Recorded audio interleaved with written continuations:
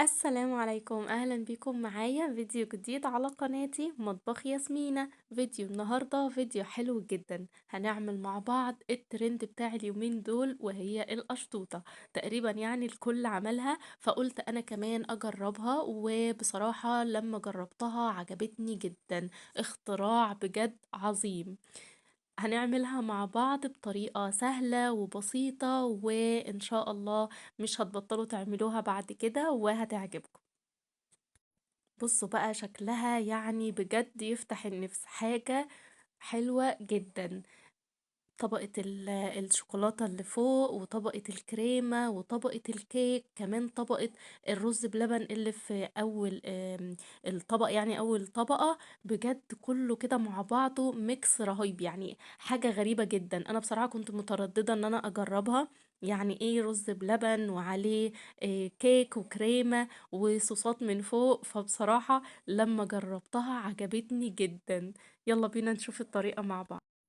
اول حاجة هنعملها وهي الطبقة الاولى اللي هي الرز بلبن. الرز بلبن كلنا تقريبا يعني بنعرف نعمله، بس برضو جبت لكم يعني الطريقة وحبيت ان انا برضو اقولها لكم.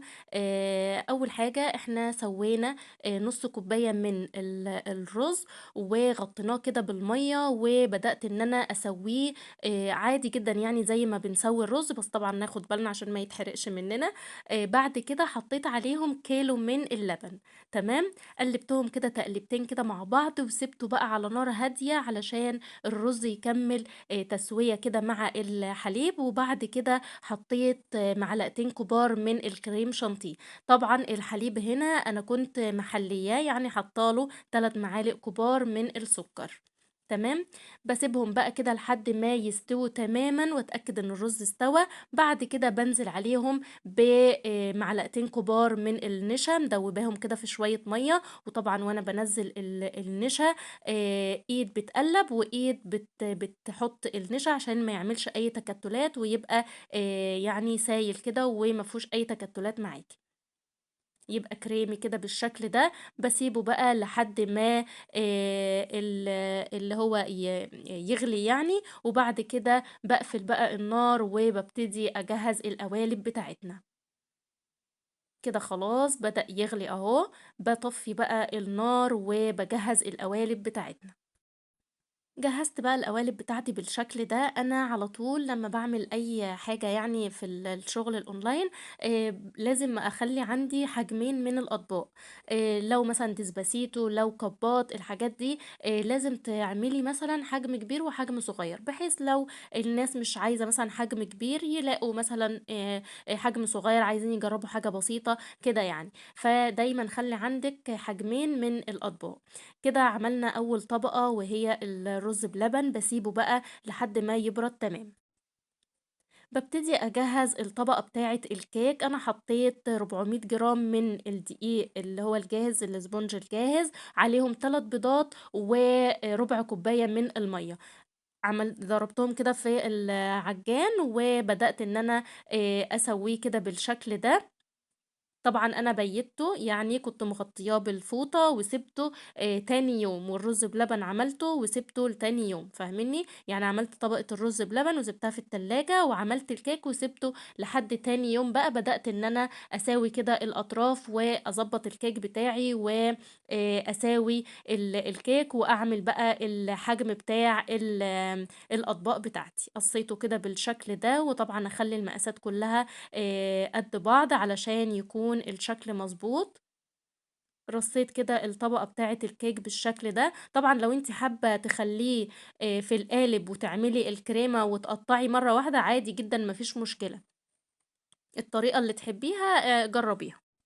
هنا بنعمل بقى طبقة الكريمة. حطيت كوباية من الكريم شانتيه الخام، وعليها كوباية من المية ومعلقة كبيرة من السكر، ضربتهم كويس جدا. بعد كده بعد ما اتضربت وبقت جاهزة، نزلت عليها بمعلقة كبيرة من التوفي أو الكراميل. تمام. وضربتها ضربتين كده بالعجان، وكده حطيتها في كيس حلواني، وكده بتكون الكريمة بتاعتي جاهزة. بدأت بقى أحط طبقة من الشوكليت، حطيت اللي هي شوكولاتة بيضة وشوكولاتة من اللي هي الغامقة، وبالشكل ده كده اللي هي النوتيلا يعني. وبعد كده حطيت بقى طبقة الكريمة كده بالشكل ده. عملت بقى كل القوالب كده بالشكل ده، وبدأت بعد كده ان انا اسويها بالسكرابر علشان تكون اول طبقة متساوية. بعد كده بدأت ان انا اعملها بالخطوط كده بسيطة بالكريمة. طبعا زي ما قلت لكم، حابه ان انت تعملي القالب كله مره واحده وتقطعي وتحطي تبقى الكريمه يعني على الكيك، عادي جدا مفيش مشكله. السهل بالنسبه لك جربيه. انا هنا كنت عايزه اجرب لان انا كنت اول مره بعملها، فكنت عايزه اشوف الكيك يعني هيكفي معايا ولا لا، فقطعت الكيك الاول. فاهمني؟ فعادي جدا. بعد كده بقى بعد ما سويت طبقه الكريمه، عملت طبقه كريمه كده بسيطه بخطوط كده بالشكل ده. تمام كده بنجهز بقى الصوصات اللي هي اخر طبقة بقى هنحطها على سيحت بقى الصوصات بتاعتي على حمام بخار، اللي هي اللوتس التوفي وكمان شوكولاتة بيضة وكمان اللي هي النوتيلا. تمام كده حطيتهم في اكياس حلواني بالشكل ده، وفتحت بس فتحة بسيطة جدا في الاكياس علشان ابتدي بقى انزل عليها بخطوط رفيعة جدا كده بالشكل ده. تزيين سهل جدا وبسيط يعني. حابة تعملي عليها فواكه، حابة تعملي مثلا يعني اي صوصات تانية، عادي جدا مفيش مشكلة يعني، المتاح بالنسبة لك. جبت بقى بسكوت اللوتس كده بالشكل ده، وحطيت نص بسكوتة كده على اللي هي الصغيرة، وبسكوتة كبيرة كده في الكبير، وكسرت كده مكسرات في الأطباق التانية بالشكل ده. يعني بنشكل بقى في التزيين المتاح عندك تزيني بيه عادي جدا مفيش مشكلة.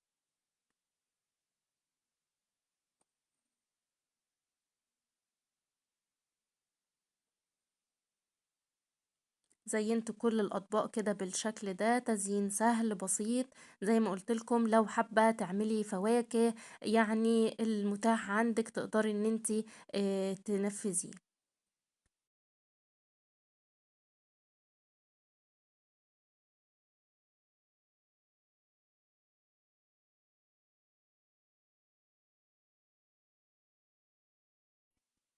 بصوا بقى شكلها حلو جدا بجد، اختراع عظيم. يا جماعة لازم تجربوا القشطوطة دي بجد حلوة جدا. بصوا بقى شكلها من جوه، طبقات متماسكة وبجد حلوة جدا. وبكده بنكون وصلنا لنهاية الفيديو بتاعنا. يا رب الفيديو يكون عجبكم، ويا رب القشطوطة القمر دي تكون عجبتكم وتجربوها بجد هتعجبكم جدا. استنوني ان شاء الله فيديوهات تانية جاية كتير على خير. ما تنسوش تشتركوا في قناتي لو لسه مش مشتركين، وتفعلوا زر الجرس عشان يوصلكم اشعار بكل فيديو جديد انا بنزله. وما تنسوش تعملوا لايك. شكرا ليكم، سلام عليكم.